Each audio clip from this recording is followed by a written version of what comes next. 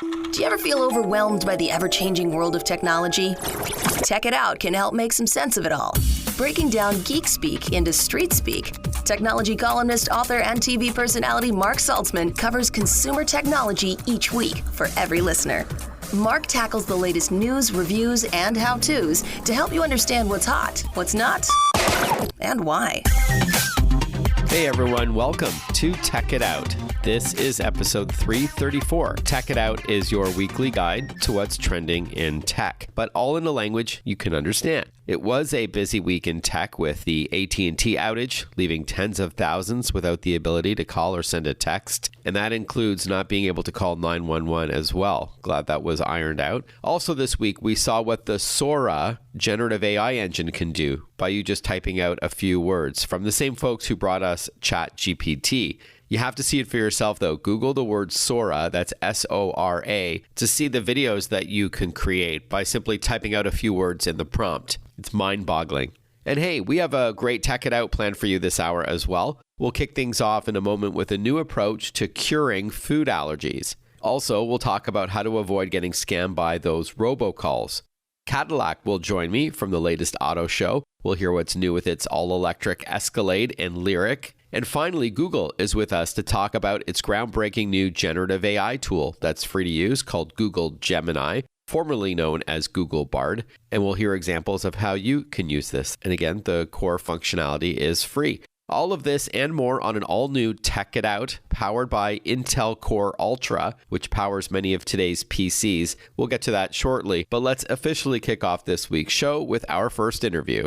Chances are someone in your family has an adverse food allergy, perhaps one that can result in an anaphylactic shock, which in some instances can even lead to death. Well, aside from avoidance and carrying around an EpiPen, what else can you do? Well, we're now going to hear about the first medical tech company to use AI, artificial intelligence, to diagnose and treat food allergies, including a new tolerance induction program to help those with food allergies. We're joined by Dr. Inderpal Randhawa. He is with the Food Allergy Institute. Thanks for your time, doctor. Good to chat with you. Yeah, thanks for having me, Mark. Happy to be here. Before we talk about the solution, let's identify the problem. How prevalent are food allergies today, or at least potentially fatal ones? Interestingly, I find that the issue is getting worse than it was when I was younger. I mean, I used to be able to bring peanut butter and jelly sandwiches to school, but I don't think you can do that anymore. No, you're absolutely right. The problem is getting worse. You have roughly about 1 in 10 children in this country have a serious food allergy. You have, roughly speaking, about 35 million adults who have severe food allergies. And unfortunately, this lands people in the emergency department roughly every 1 to 2 minutes and does result in very serious events. We're talking near fatal events, if not fatal events, about 40 to 50 of those a month in this country. And it's, again, a real serious problem. And to what do you attribute this? I mean, why do you think allergies are worse today? Any thoughts on that? I mean, 2 of my 3 kids carry EpiPens, and I've researched this, and I can't find an answer. Is there a leading theory as to why it's worse in the 21st century than it was, say, 40 years ago? Sure. I'd say, generally when you're looking at a problem like this and it's increasing in incidence over time, it's either genetic or it's a disease that's being transmitted between people. And if it's not one of those 2 things, it ends up being environmental. Everything we've seen so far points to this being an environmental problem. And what that means is many of the things that people are anaphylactic to, peanuts, tree nuts, things of that nature, have biosimilar proteins in the ambient environment. So think about pollen, think about things that are in the air. And as climate change continues to get worse, we've had a global increase in pollen counts. Everywhere where there are more people, there's more pollen. And this has resulted, I believe, in a direct link to why food allergies have gotten worse. So let's talk about your work, doctor. What does the Food Allergy Institute do exactly? Well, the Food Allergy Institute has been well established now. My work directly is about 2 decades old, but we established the Food Allergy Institute in 2015. And it has treated over 15,000 patients with food anaphylaxis, taking them from a point of having this disease state where they have to carry around EpiPens to a point where they have remission, where they can consume those foods openly and easily without a risk of reaction. That is all purely built on technology. This is very much machine learning, AI, full stack builds starting in about 2008. And it's been really my life's work. And this has allowed us to take the immune systems of individuals and build proper databases. It allows us to study these actual foods that one can be allergic to, peanuts, tree nuts, et cetera. And we've been able to build databases of the actual protein sequences and the immune systems of these individuals and use that data to not only give them a proper diagnosis, but forecast them into the future to a point of treatment and remission. Wow. Okay, I'm going to ask you more about that AI in a minute. This is a tech show after all. But at a high level, a tolerance induction program or TIP, is this similar to, I guess, like exposure therapy, where you slowly introduce the culprit, in this case, the allergen, like a tree nut, slowly over time in order to build up a tolerance? Is that, in a nutshell, pardon the pun, is that how it works? Yeah, actually, I'd say it's vastly different. So my background is that of a transplant immunologist. That's like doing organ transplants and lung transplants, things of that nature. Okay. I applied that approach to this approach of the tolerance induction program about 2 decades ago. The concept of desensitizing somebody has been around for 150 years. We do it for things like, allergens in the air. We do that with allergy shots and things of that nature. But every time that's been attempted, this exposure desensitization therapy for foods in the last 60 years, it's never been able to accomplish 2 things. One is it doesn't apply broadly to all the patients who have really bad food allergies. A very small percentage of those patients can even try it. And the ones who do, they never get to a point where they can actually fully consume the foods. So it tells you the complexity of the problem that is there. And that's where really the AI side of things came in to solve the problem. So do you mind clarifying then what the tolerance induction program is all about? Absolutely. So what we do is we actually cross-match biosimilar proteins. And I'll just give you an example, if I may. You take somebody who's anaphylactic to peanuts. We have sequenced all of the major protein sequences of peanut, about 17 of them. We know what type of testing is necessary to measure the immune response to those 17 parts of peanut.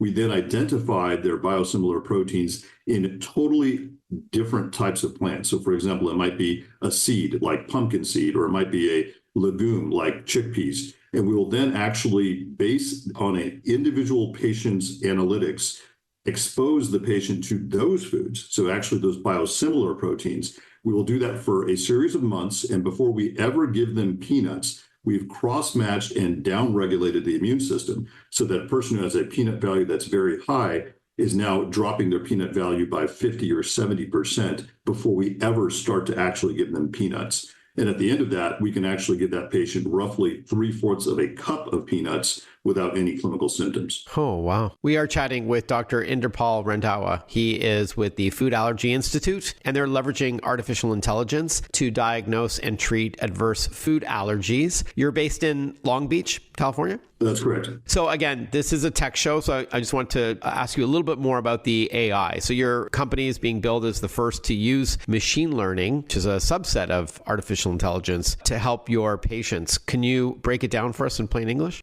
Absolutely. So everything comes down to data science and data sets. And, if there's one sector that has a lot of it, it's healthcare and medicine. Unfortunately, most of medicine doesn't operate around the concept of building data sets around a single disease. That's where I started when I tried to solve this problem. So we first built the data sets, which have to be built, as you know very well, in a very clean and longitudinal fashion. This started back in 2005. We built these very, very large databases across plant proteins, animal proteins, and the immune system proteins of an individual person. We then had to continue to collect that data over time. By 2011, we were in a good position. We had treated about 1,000 patients, and we had, roughly speaking, about 50 to 75 million data points, let's put it that way, where we could actually start to build our first machine learning systems. Fast forward to where we are today, where we've again treated over 15,000 patients. This now machine learning system is built into 3 different AI systems. These AI systems are controlled by human operators, but what they do is allow us to draw the blood of a patient, run those hundreds of biomarkers into our AI system. We'll give the patient a proper diagnosis and then actually forecast how many cycles of treatment they need to get to a point of remission. And an example I give to somebody is, imagine if you went to a doctor and said, well, I have something simple like high blood pressure. I would like to know when I would actually be in full control of that blood pressure with which combination of treatment or medication. That doesn't exist today, but we've taken a very complex disease and have accomplished that successfully with about 15,000 patients now. And what percentage is your success rate among those 15,000 patients? It's well over 99%. Wow. And that's it's a great example of what AI can do in healthcare if it's built right. So with that in mind, what's next for you and the Food Allergy Institute with this program? Our number one goal is to get this treatment out there to the patients. We have many, many patients who fly from other states and other countries to see us. We are expanding at the end of this year into the San Francisco Bay Area and beyond. That's our first goal, but I'm most excited about our second goal, which is to, now that we understand what tolerance induction is and all the AI that gets us to that point, we are looking at actually getting to a point where we can remove the need to carry an EpiPen, essentially a curative state. So we want to go from remission to a curative state, and I'm absolutely excited about that. Very exciting news. This is a fascinating topic. Thank you for taking the time to break it down for us. Thank you. Really appreciate it. Intel Core Ultra processors represent the largest shift in Intel's CPU design in more than 40 years, adding generative AI capabilities to the laptop itself. This makes accessing your data more personalized, faster, and more secure than leveraging the cloud. Head on over to intel.com/Core Ultra to see the latest crop of AI PCs. Intel.com/Core Ultra. When we return on the program, we're going to learn how to fight back against those annoying robocalls. Stick with us. We'll be right back. Listen to Tech It Out whenever you want. Find the Tech It Out podcast at iTunes or wherever you get your podcasts.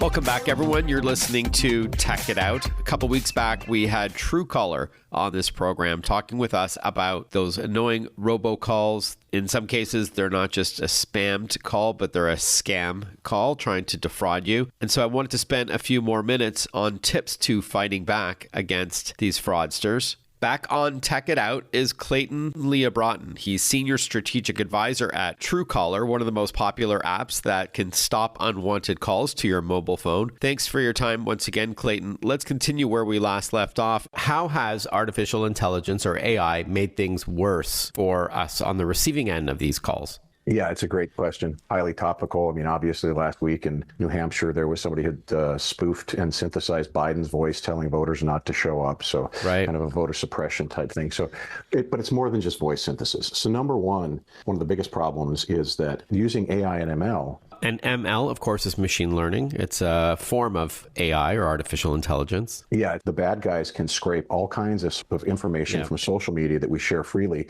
and they can build target groups, right? So they can build target segments to say, oh, you graduated from this college, or you drive this kind of car, or you like this sports team. They can be very, very targeted. Additionally, in bygone days, right, the robocallers, if they weren't really robocallers, they were humans, they would often have an accent, or the script would be broken English, whether it was a voice or text. And you'd see it come through and say, yeah, this looks really squirrely because everything is misspelled. Well, guess what? We're in the age of generative AI. So now you can have legitimate sounding voices with really good scripts that are targeted and contextually relevant to you. That's weaponization. Yeah, and there's also these scams that we've heard about, Clayton, of employees who are getting voice calls from what sounds like their boss telling them to wire money to this supplier or this, partner here and there, and it's fraudulent. It sounds legit because it's AI. It sounds like their exact boss. They're using like just a couple of seconds of their real voice in order to generate this script. It's pretty scary. It's really scary. So think about what goes into that. I only now need to sample your voice for about 9 or 10 seconds before I can start synthesizing messages that has Mark Saltzman saying just about anything I want him to. Now, that's part of it. Now, the other piece of it is somebody's probably gone into LinkedIn or a similar platform and saying, what's the hierarchy? Oh, Mark reports to Clayton. So let's go after Mark with Clayton's voice. So there's all this technology that goes into these spear phishing. I think we'll see a lot more spear phishing scams than what we used to see, were just these kind of shotgun approaches to just grabbing as much as you could in a numbers game. All right. I think it would be remiss not to ask you about tips to reducing the odds of these scammed and spammed calls that we're getting and robocalls. Obviously, Truecaller is one part of the solution. What else can we do? Shy of not picking up the phone ever. Well, that is the shame, is that we drive this behavioral change where people miss really important stuff. So first of all, you should be on the do not call list in the U.S., right? And the FTC runs a do not call list, and you should absolutely subscribe to that. Does that really work, though? I've got questions about that. I know it's an official government list and all that, but I don't know if it really does anything, really. So here's what I'll tell you. What it does is it does reduce, for people who obey the law, it will reduce the volume of the robocalls. Okay. If you're criminal, they don't care. Yeah, you're right. I mean, it's not going to stop criminals from doing it, but it will reduce solicitations. Okay, good to know. Because there's laws about that. So I think that's why I look at that. Thank you. The other thing I would say is that if it's an unknown number and you don't have Truecaller, then let it go to voicemail, right? The problem with that is that it could be something important and you missed it because you didn't have Truecaller call screening or you didn't have, the capabilities that we bring. But don't answer an unknown call. That's simple. However, it is also depriving you of opportunities if that's what you do. And that's the same thing for texts. We apply the same type of rigor to inbound text messages and then report them. I think it's really important that if you have an inbound call within our application, we allow you to block and report and comment on things. That's really important.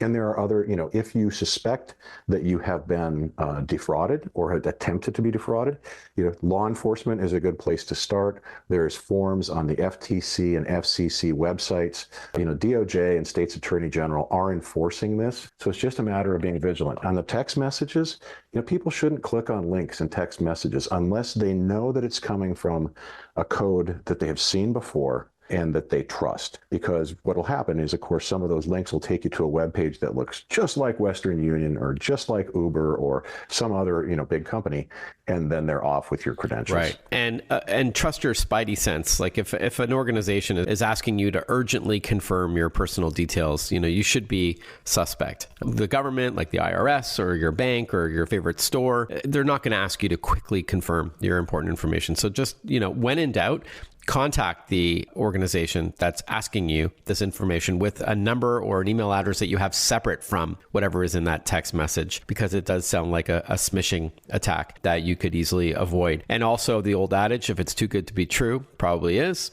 So trust your gut. And then finally, how much does Truecaller cost?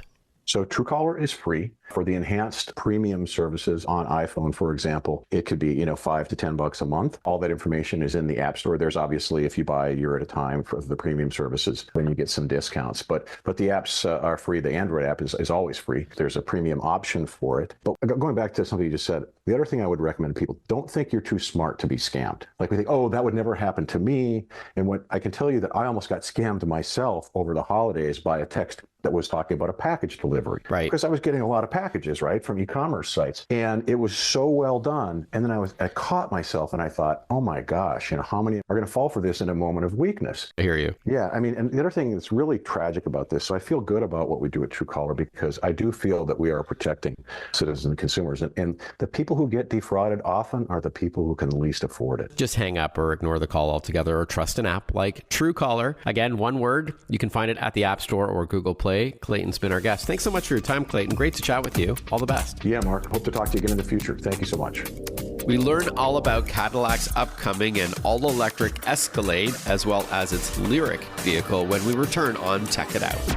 Want to follow Mark? Google him. Mark with a C and Saltzman with a Z.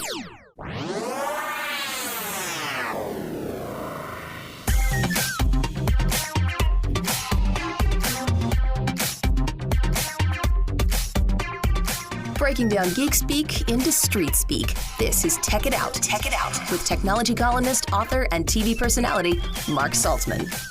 Welcome back, everyone. You're listening to Tech It Out, powered by Intel Core Ultra PCs. Check out this new breed of very smart and thin and light laptops at intel.com/Core Ultra. That's intel.com/CORE. ULTRA. As promised, I was at the Canadian International Autoshow in Toronto last week, and I recorded this interview with Cadillac. Well, it's an exciting time for Cadillac with several new vehicles on the horizon, or shall I say coming down the road, many of which are electrified, therefore fusing Cadillac's hallmarks like design and luxury with technology and sustainability. Joining us from the 2024 Canadian International Auto Show, it is Media Day, so I'm here with Michael Stapleton. He's Director of Interior Design at Cadillac. He's up in Toronto from Michigan for the CIAS to chat with us for a few minutes. Hi, Michael. Good to meet you in person finally. Yeah, good to meet you as as well, Mark. I'm a London boy, by the way, just for, I know I'm coming from Detroit, but originally from London, Ontario. Yeah, thank you for that. My son goes to Western, so I heard you were Canadian and now living not too far, I guess about 3 hours away outside of the Detroit area, I'm sure. Yes, just outside of Detroit and Grosse Pointe, and close enough that I can get back home when I need to. I think you use Super Cruise to drive to Toronto, so we're going to get to that in a moment. Before we talk about what's new from Escalade and Lyric, Optic, and Vistic, please tell us a bit about your work in the EV or electric vehicle space at Cadillac. I understand you joined the organization a year ago. Yeah, so I joined about a year ago, and I was heavily focused on innovation before that. Coming into Cadillac makes a lot of sense because we are trying to push on innovation at Cadillac, really want to be the tip of the spear when it comes to new technologies, and then driving those new technologies into vehicles in a creative way that allows for looking forward as to how customers are going to use their cars in the future with new technologies that are coming not only from us, but from external sources, and putting them all together within a luxury experience that'll give the Cadillac driver something that they won't be able to get somewhere else. Yeah, and speaking of luxury and technology, as a techie, I'm a Cadillac owner, and I'm excited to own a Lyric one day soon. We'll get to the Lyric, but I think we should start with the Escalade IQ. I was fortunate to be at the official unveiling for that vehicle in New York last summer, and I understand it's here at the CIAS. I haven't seen it yet, so tell us a bit about this vehicle. I think there's a lot of buzz surrounding this particular truck. Yeah, I mean, the Escalade is already an icon, and so to do more than that was a challenge for the design team. And if you look at the IQ, just the proportion of the exterior, it feels different, it looks different, it just exudes luxury. And that really carries over into the interior. That 55-inch screen is very impactful for when you get in the car. But what's really important about it is the way that it's integrated. And so it's not just a large screen, it's a large screen that's integrated into the instrument panel in a way like it could go nowhere else. Like it just fits perfectly. It's curved too. It is. It's slightly curved. It goes pillar to pillar. It's got speakers on the outside. There's a small wood ledge in front of it. Like it looks like a piece of furniture inlaid into an automobile. And so that's the type of quality of execution, quality of materials, quality of experience that we're really striving for at Cadillac. It's a beautiful vehicle, and again, it's teched out with the latest, like that infotainment system that's jaw-dropping, and it is an electric vehicle and really good range. It's got that Ultium platform. Yes, we're looking at about 450 miles or just over 700 kilometers. Wow. All right. Again, that's the Cadillac IQ. There's a lot more to learn about that vehicle at Cadillac.com. But why don't we shift gears, pun intended, and now talk about the Lyric. So this is now available as a rear-wheel drive vehicle, but an all-wheel drive vehicle is coming as well, also an electrified Cadillac. Yeah, so the Lyric's a beautiful vehicle in itself, and so some of the things that we talked about on Optic around the detailing, we've carried into the Lyric as well. So it is a luxury vehicle. It's smaller, obviously, but those luxury amenities are still what the customer is asking for. So when you get into that vehicle, there's a lot of subtle details in there that really set it apart. Just within the instrument panel alone, there's a push door that opens up and gives you a little bit of storage, but it's not just a storage area, it's also lined. You won't find much plastic on the inside of that car. Everything is wrapped and gorgeous. And this is a mid-size SUV, right? A crossover? Yes, it is. And so lots of room in the back for your kids and or friends, and still lots of room in the front seat as well. Lyric, by the way, is spelled Lyriq. It is an electric vehicle, and the range is over 300 miles, almost 500 kilometers, right? Yes, just over 300 miles. We are chatting with Michael Stapleton. He's Director of Interior Design at Cadillac. I mentioned Super Cruise and how you leveraged that technology to help drive from the Detroit area up to Toronto for the Canadian International Autoshow, where I'm chatting with you right now on Media Day 1 or Day 0, actually. You know, for our listeners that have maybe heard the phrase Super Cruise but haven't yet experienced it, how do you best describe it and what makes it unique? Yeah, so when you put Super Cruise and Adaptive Cruise together, it allows you to just relax in the car. And so you're still paying attention to what's going on, but the amount of workload that takes off of you while you're driving is really quite amazing. And it changes the experience that you have when you're behind the wheel. So I'm still What that allows me to do is I can take my feet off the pedals. It holds me at a certain speed and a certain distance away from the car in front of me. With Super Cruise on, it also allows me to hold the lane, so it'll drive me, almost all the way from Detroit to Toronto. Keeps me in the lane and keeps me at speed, but when I pawn a car that's going slower, it will actually change lanes for you and go around that car. And so what that does is it allows me to think about other things, to look out the window, still paying attention to what's going on because we're not talking at a level 4 type of level yet, but it does take a lot of the workload off of you. Yeah, you feel more refreshed after, you come off of a long drive on a freeway or highway. So I like that a lot. And I know there was an announcement this week to expand the number of roadways that Super Cruise is available on. Before we wrap up, Michael, it's not here at Auto Show, but there have been announcements for the Cadillac Optic, which serves as the entry point for Cadillac's EV lineup in North America, as well as the Cadillac Vistiq, also ending in a Q, which will be Cadillac's mid-size luxury EV. Can you tell us a bit about these new vehicles? Yeah, both great vehicles. And so as I talked about how things are filtering their way from IQ into Lyric, we're also taking those features and then taking them into those two as well. The Optic being kind of an entry-level EV for us, a little bit smaller, very, very nimble car, super fun to drive with a lot of interior amenities, and a lot of the same componentry that you're seeing in the Lyric will carry over. And then the same for the Vistiq, a little bit larger vehicle, gorgeous vehicle, and all those interiors are a little bit different, but all within the Cadillac family, all with luxury amenities, and all give you a little bit different experience for each. And no doubt a premium one, which is one of the Cadillac's hallmarks. Finally, where can we learn more about these vehicles, including the ones that are here at the show and other ones that are coming soon? Yeah, I think you can go to Cadillac.com. Lots of stuff on our website to share with you. Michael, great to chat with you. Thank you so much for your time and have a great show. Great. Thank you very much, Mark. Learn all about Google Gemini, its latest and free AI platform for you to play around with when we return on Tech It Out. Breaking down geek speak into street speak. Tech It Out, hosted by Mark Saltzman.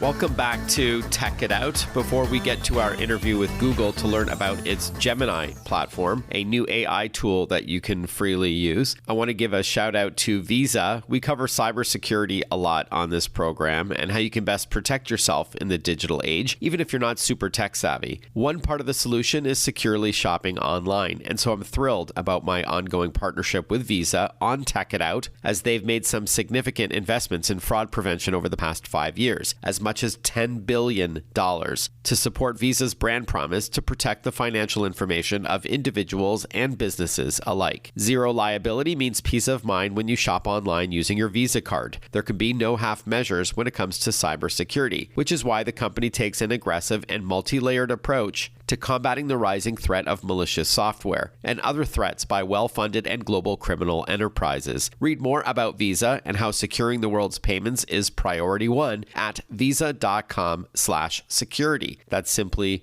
visa.com/security. If you haven't yet used any of the generative AI tools available online, you don't know what you're missing, as they can help you get more done in less time and can assist you in creating content. It's pretty wild. And Google, whom you already turn to for search and many other services like maps and videos and more, has officially launched Google Gemini, its generative AI program. Joining us to walk us through what Google Gemini is all about is Jules Walter, Group Product Manager of Gemini Experiences at Google. Welcome to the show, Jules. Good to chat with you. Thank you, Mark. It's great to be here. At a high level, what is Google Gemini? And I understand this was formerly referred to as Google Bard for the past year while it was being developed. That's correct. Yeah. As of last week, we changed the name to Gemini to sort of signal a new era for our generative AI. So why don't we take a step back and just bring everybody up to speed about what Gen AI or generative AI is all about? Yeah, so generative AI is one type of AI where you have language models, machine learning models that can really help generate content ideas and help you be more productive and creative. And Bard, and now Gemini, is one way of interacting with those generative AI models. Could you give us some specific examples of what you can do with this? Yeah, initially we launched Bard last year and it's gone through a lot of iterations. And as of last week, we went through this Gemini rebranding phase. And it's been great to see how people have been using the product throughout the world. And there's many use cases that we've seen. For example, we've seen people use it to prepare for job interviews, asking Gemini to role play what questions they might get in an interview, and also getting feedback on the type of responses they would provide. We've seen developers use it to generate code or debug code to increase their productivity. We've also seen people use it for brainstorming. For example, if you want to come up with a new name for your business or a new business idea, or people using it on a daily basis to help them draft their communications, their emails, or social media posts. So there's really a wide range of things that people are using Gemini to collaborate with. And we're really excited that the model is really state of the art and able to help people with these various things. Awesome. I'm going to ask you, what do you think separates Google Gemini from other generative AI platforms? But before we move on, how do we access Google Gemini for those listening? Is it a website? Is it also an app, or not yet? You can access it by going to gemini.google.com on the web. We also last week started rolling out a mobile app, which is currently available in the US in English, and we're bringing it to other languages and locations very soon. Even if you're on a mobile device, Jules, you can still go to gemini.google.com and interact with the platform, correct? That's correct, yeah. All right. And so a key thing here is it is conversational. So you can go back and forth. It's unlike, say, a Google search where you look for one thing and then it gives you the results, and then kind of you're left to your own devices at that point. But here it's like almost like you've got a really intelligent AI assistant that you can work with in order to get the content that you're looking for. That's totally right. It is fun to interact with the generative AI. Also, the vision here is to give people access to an assistant. Mm-hmm. As you sort of give Gemini context on what you're trying to achieve, it then provides responses, and you can go back and forth and continue to fine-tune, to refine what you're trying to do. Right. And what would you say, Jules, separates Google Gemini from other generative AI platforms like ChatGPT, for example? Yeah, first of all, it's really exciting that we're at a point where there are many people working in this space. There's a vibrant ecosystem where users, consumers can have choice. And it's just been really exciting, at least from a personal point of view, to see the amount of progress in the space. Of course, it's a long game and we're in the early stages, even though we're seeing all these advances. What we've seen with Gemini specifically, so we have different models for Gemini, one of which is Gemini Ultra, our premium version. It's been leading the way on AI in many areas. Specifically, when we look at the performance of Gemini Ultra versus, state-of-the-art models, it exceeds state-of-the-art models on 30 out of 32 benchmarks that we looked at. Oh, cool. And then in terms of, specific features, there are many of them, but there's two that I'll highlight just to give concrete examples. So one is we've invested into what we call extensions, which is basically how Gemini can connect with other tools like Google tools that people use every day. For example, Gmail, Docs, Google Maps, YouTube, Google Flights and Hotels. Gemini can look for information across all these tools and services and then help you in what you're trying to achieve. Love that. So it folds in YouTube and Gmail and Google Maps and more because it's all owned by Google. When we return, more with Jules to chat about Google Gemini, including its image generation engine. Stick with us. We'll be right back. Follow Mark Saltzman on Facebook, on Twitter, on Instagram. Listen to Tech It Out whenever you want.